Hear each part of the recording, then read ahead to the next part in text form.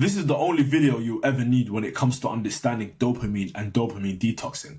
Matter of fact, this is data I've been collecting over the past few years because I couldn't, for the life of me, understand how to control dopamine and how to regain control over my life. I used to be a chronic brain rotter.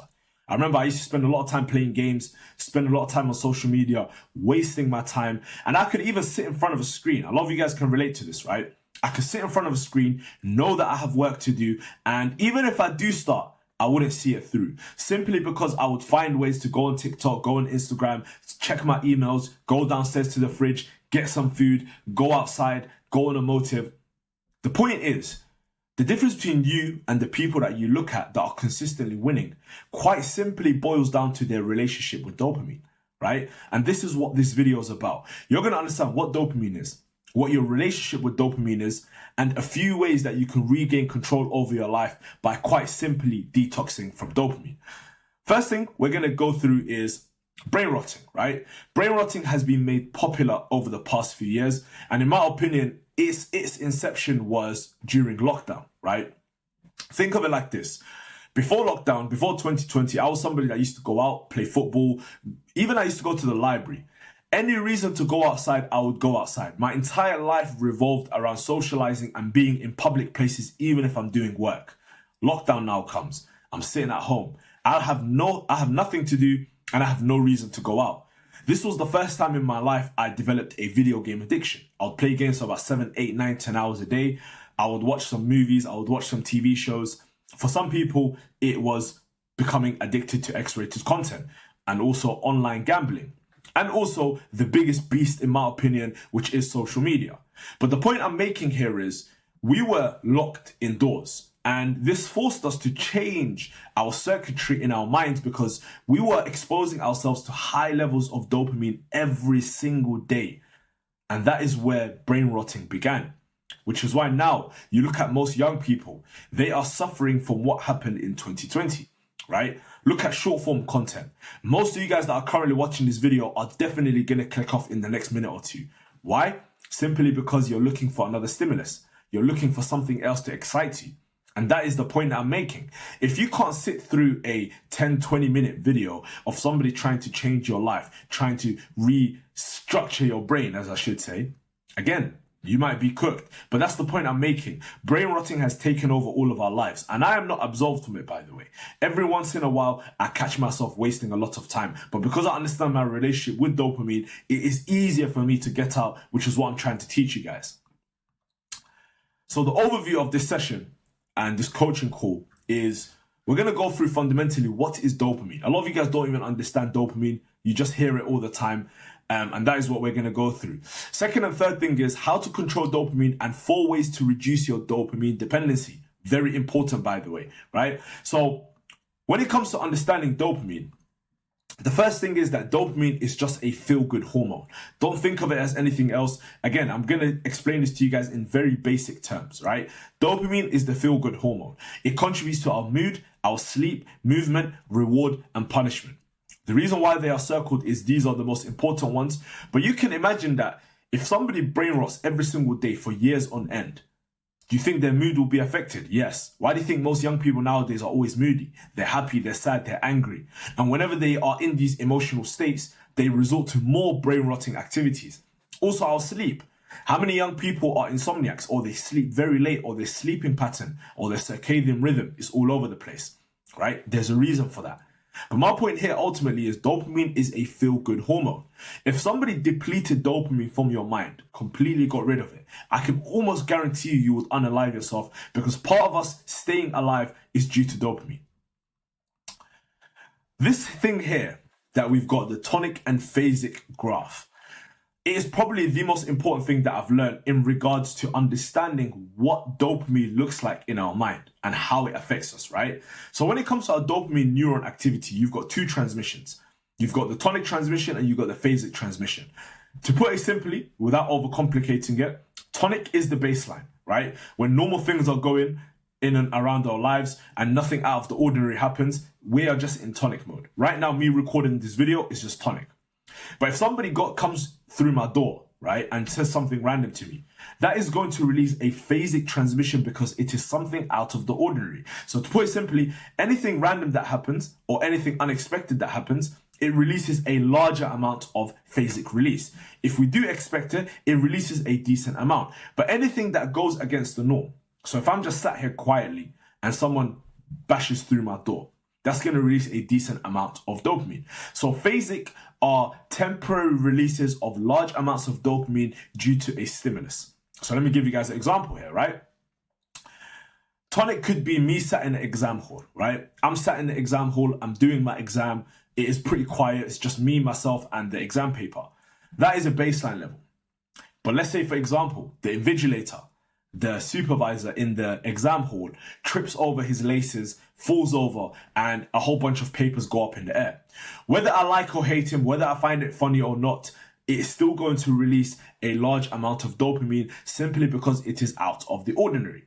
Now, with everything that I've just explained to you, you are going to understand now how we essentially fry our brain. So dopamine is healthy and is what keeps us alive. However, unfortunately, the reality is you have to put your hands up. Companies, and I've done some research into this, right? They put billions of dollars into research, hiring the best psychologists, the best marketers, the best neuroscientists to try to understand how can they get us more hooked on the things that they give us, whether it is food, whether it is social media, whether it is video games, casinos. All of these things have crazy research that go into it, which is why we can't get off the application, right? So companies have been using this to gain control over us. The first example, right, is what they call random intermittent reward. Perfect example is social media. If we went on a social media app and we were scrolling and every single video was boring, would we stay on that social media app? Because if you don't understand dopamine, right, and the tonic and the phasic releases, right, would we get a lot of phasic releases if every single scroll we done on social media was the same? No. Would we stay on the app if every single social media post was incredibly stimulating? Maybe. However, random intermittent reward is the best way to keep someone hooked. If the person doesn't know when the next reward is going to come, that is how you keep them hooked. Casinos use it. Have you seen slot machines? You pull it down once and then you might get close the first time. Oh, let me go again. You don't get anything the next time. You go the third, fourth time. On your fifth time, you get something and you hit it. Now you're like, okay, I hit it on my fifth time. Let me just try 1 or 2 extra times. Social media is the exact same thing. You scroll on your social media page, you see 1 or 2 good posts every 10 posts. But then because it is random and you don't know when it is going to come, you consistently stay on that because you don't know and it is very unpredictable. So they use this all the time to kind of make you hooked to everything. Even video games.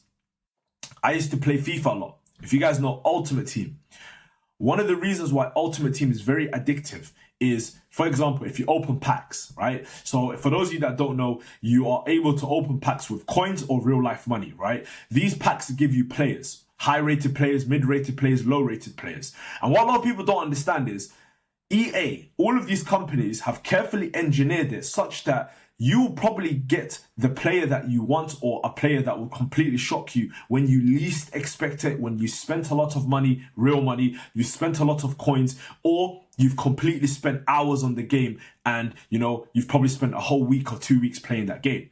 It is random intermittent rewards that keep us hooked because the amount of dopamine we release is very unpredictable and very unexpected, and we become addicted to that thing.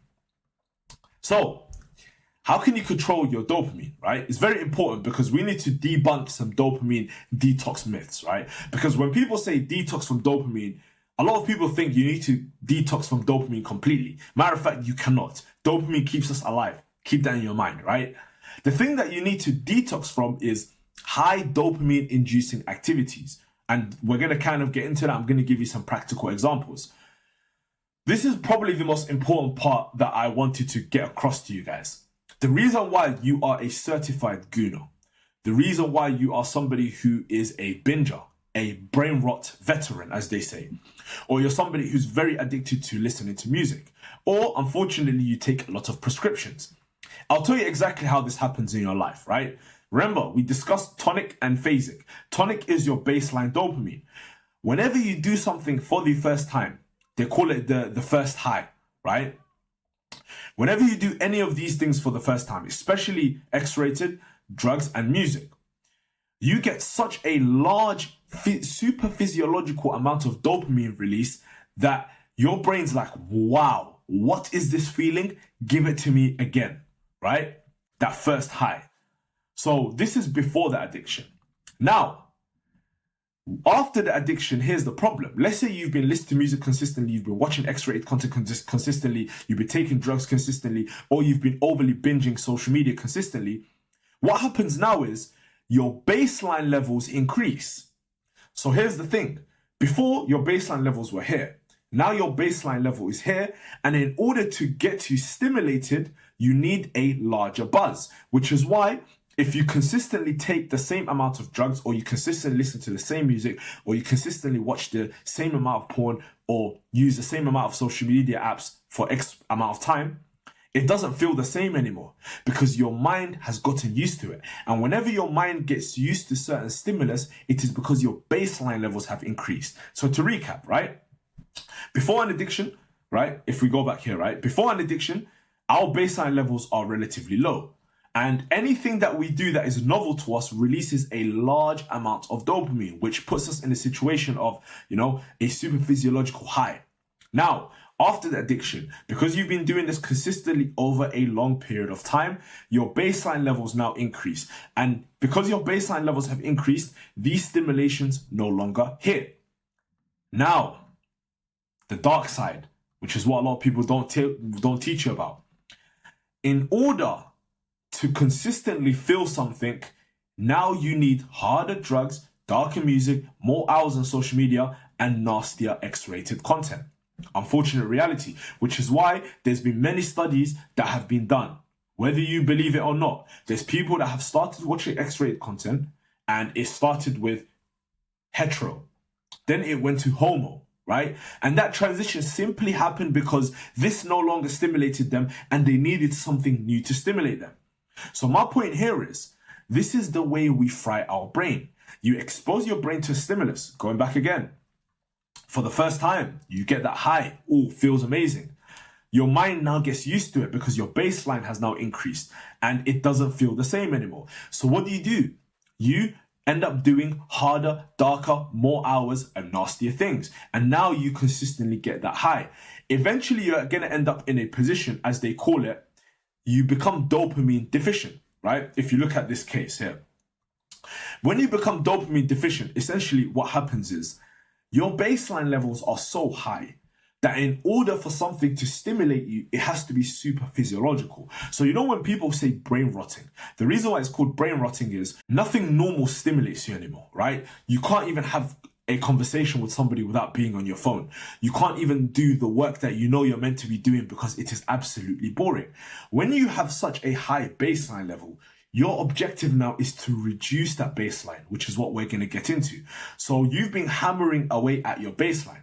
Your baseline is the thing that has suffered, which is what we need to change here, right? So you end up just becoming dopamine deficient. All of us here are dopamine deficient because we've spent so much time stimulating ourselves using these things that have been carefully orchestrated. Again, billions of dollars have gone into this research in order to get us hooked. And now we are suffering on the back end, right? So the 4 ways to reduce dopamine dependency are as follows. And again, these are things that I've experimented with. So trust me, if you do implement this, it does work. Number 1 is pain before pleasure. Number 2, rule of avoidance. Number 3, rule of barriers. And number 4, the rule of boredom. There is no specific order to this. These are just 4 ways. Matter of fact, you can combine all of them, right? So when it comes to pain before pleasure, I've got a rule now. If I want to do something that is highly dopamine or highly stimulating, and I know it is maybe some level of brain rot activity like playing video games, watching Netflix, or just scrolling on social media, right? I have to do something hard that day in order to justify the brain rotting activity that I'm about to do. A simple one, going to the gym before you play games or watching Netflix. That is doing something painful before something pleasurable, right? It's very important. Or You can do homework or revision before you play games. This is a simple trick that you can give your mind in order to reduce your baseline level. Because what you're teaching your brain is, in order to do some sort of brain rotting activity, I have to do something that is challenging, something that doesn't release as much dopamine. I do this all the time. Every single time before I start work, I have to do a workout, right? And I hate doing a workout first thing in the morning. One thing that I also do is, which is what you see on social media, is taking a cold shower before you start doing work. Taking a cold shower first thing in the morning. That is the definition of pain before pleasure. Because you're doing something that you know you hate. And because you know you hate it, it teaches your brain discipline. So the first thing that you guys can try is, anytime you do any brain rotting activity, or you want to do some sort of brain rotting activity, I just want you guys to do something hard first. Do 20 push-ups if you can. Read 10 pages of a book if you can, right? Do some work that you know you're meant to be doing for 5-10 minutes, or even 30 minutes, or even an hour before you play video games or before you just waste your time. Number 2, rule of avoidance, right? Avoid triggers that remind us of high dopamine inducing activities, as they release some level of dopamine. People need to understand there's something called anticipatory dopamine, right? For example, I'm going to give you an extreme example, then I'm going to read out this one.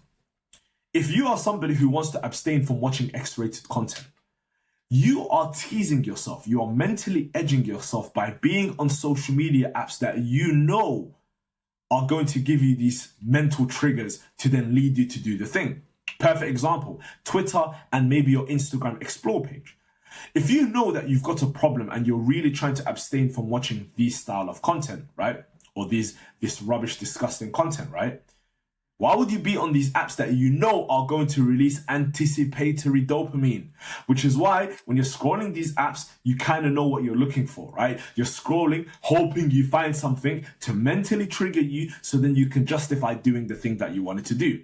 Another example, if you are somebody that catches yourself scrolling on social media all the time, right? You find yourself scrolling on TikTok all day, wasting your time pretty much for the whole day, right? By simply turning off your notifications, or putting your phone in another room, this reduces your anticipatory dopamine. So for me, when I'm doing work, my phone is on D&D first and foremost, and all of my notifications are off. Because part of the anticipatory dopamine is, even if I see a notification that's non-related to the social media app, let's say I get an email, right? The email might lead me to check the email first and foremost, then get out of the email app, check Instagram, then now I'm spending 5 minutes on Instagram, then I'm like, let's see what's on TikTok. I'm on TikTok, I'm on Twitter. All of a sudden, I've wasted 30 minutes. All of a sudden, I've wasted 40 minutes. So you need to understand, this is very powerful. Anticipatory dopamine is released when you are doing something that reminds you of the thing that you're trying to get away from. So if you want to eliminate this, diagnose yourself. If you're somebody that plays video games, hide the whole console, right? Tell your mum, look, I'm trying to focus on work. I've got exams coming up, or I'm focusing on this career, or I've got work to do. Put the controllers away. This is what my mum used to do back in the days. Hide the controllers completely. And I would have to go ask her in order to play games. But that friction in of itself, I don't want to ask my mum. My mum's going to ask me, why are you playing games? And then 1,000,001 questions. And then all of a sudden, I cannot be bothered. So when it comes to the anticipatory dopamine, in a nutshell, you need to put up obstacles in place so it reduces the amount of anticipatory dopamine that's released, which then leads you to actually doing the thing and releasing a super physiological amount of dopamine. Rule of barriers. It kind of ties to what I just said earlier, right? Going cold turkey doesn't actually work. And this is unfortunate, right? Because the reason why is, when you go cold turkey and you've been doing something for a prolonged period of time, you now go into debt, right? And unless you are somebody that is completely militant, you've got a bulletproof mindset and you're able to overcome this, which 99.9% of people aren't, it's very difficult. So I call it rule of barriers. Instead of cutting that thing off completely, try to get off it slowly, right? By creating barriers. For example, if you want to get off social media, or you want to stop your social media addictions, instead of deleting the social media apps, why don't you just reduce the amount of time you spend on it, right? So for example, use blocking apps, or for example, you put your phone away for the whole day apart from 2 hours of the day where you spend your time just brain rotting, right? You spend your time using social media activities. And another thing that I'm going to mention that I didn't quite mention is, if you want to do any brain rotting activity, always do it towards the end of the day, because every morning you wake up, your dopaminergic receptors refill, they reset, which is why when people tell you when you wake up in the morning, your willpower is usually at its peak. So your willpower is at its peak, and that is the time you should usually make the most out of it. Because as soon as you start checking your phone, as soon as you scroll on social media, as soon as you waste time, your willpower reduces and your dopaminergic reserves are also reducing, which is why if you try to brain rot at the end of the day, it's much better for you because you can spend most of the day doing productive work. But if you've brain rotted in the beginning of the day, I can almost guarantee you're not going to get any work done that day. Or at the very least, you're going to do half or even 25% of what you knew you were meant to be doing, right? So my point here is when it comes to the rule of barriers, the aim of the game isn't to go cold turkey, but to put obstacles in place so it forces you to reduce the amount of time you indulge in this, right? I don't believe in deleting social media apps. I don't believe in selling your console or, getting rid of all of these things completely. Even for X-rated content, right? I'm not telling you guys to slowly wean off it, right? I'm not telling you to watch it. In my opinion, that is the only one that you have to force yourself to go cold turkey. But it's very easy to go cold turkey if you create barriers, right? As I say, out of sight, out of mind. If I put myself in a position where I'm not even seeing these things, I'm not even having these conversations, again, makes my life easier. And you know yourself best. If you're somebody that inclines to watching X-rated content in the nighttime when you're in bed and you've got an abundant amount of time, put your phone in another room. Simple. Tell your parents, look, nighttime, I don't want to use my phone here, take my phone. You don't have to give them the reason. And that creates friction, which then prevents you from doing the thing that you wanted to do. Another rule of barrier that I advised someone to do not quite long ago is, if you're addicted to watching certain content, always find an excuse to leave your house. Do your work in a cafe, go to a library, right? Find any reason to leave your house and only come home to sleep. I swear, if you implement this and you have the right mindset and you understand where your control is being stripped away, it allows you to get off this and it actually allows you to make the positive change and get over your addiction. The next thing is rule of boredom. And the easiest way to actually reset your dopaminergic receptors is to sit down in boredom. I call it scheduled boredom. Every single day, try to sit down for at least 10 minutes, at least 15 minutes. The easiest way to do this is put a timer on and just sit in boredom. Let your mind flow. You might think that is absolutely stupid, but I can tell you for free, when was the last time you were bored?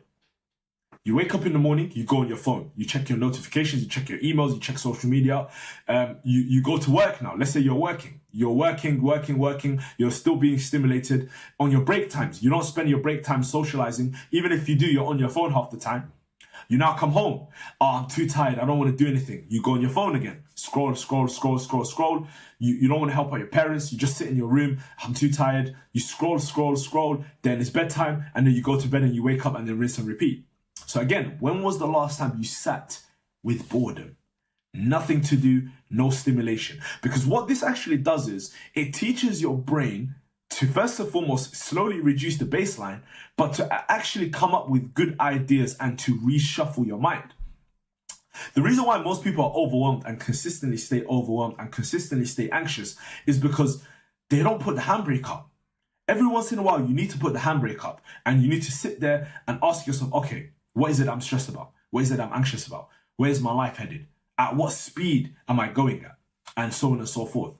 When you get to this position and you incorporate boredom into your life, it slowly resets your dopaminergic receptors because you are able to do the hard thing. Being bored in this day and age, imagine it is one of the hardest things to do. If I tell you to sit there for 10 minutes on your own, optionally, no phone, no stimulation, not even reading a book, because reading a book still stimulates you. Would you be able to do that? I want you guys to try that, right? Last thing that I want to leave you guys with is, which is some positive news. And if you've watched till this part of the video, I want you to comment down below. Comment dopamine below, right? It takes 4 weeks to reset your dopamine levels. It's not going to reset back to how it was when you were a kid, but it will definitely be much better when you first started, or compared to when you first started. So I want you guys to challenge yourself for 4 weeks. Create some barriers, right? Have some order in place in your life. Try to sit in boredom, right? Try to do the hardest things first thing in the morning, pain before pleasure, because your dopaminergic receptors are full first thing in the morning. Your willpower is at its peak first thing in the morning. Every single day you wake up is a new chance to reset your dopamine levels. What are you going to do with that information? Because I'm telling you, 4 weeks is all it takes. For the next 4 weeks, document your journey as well.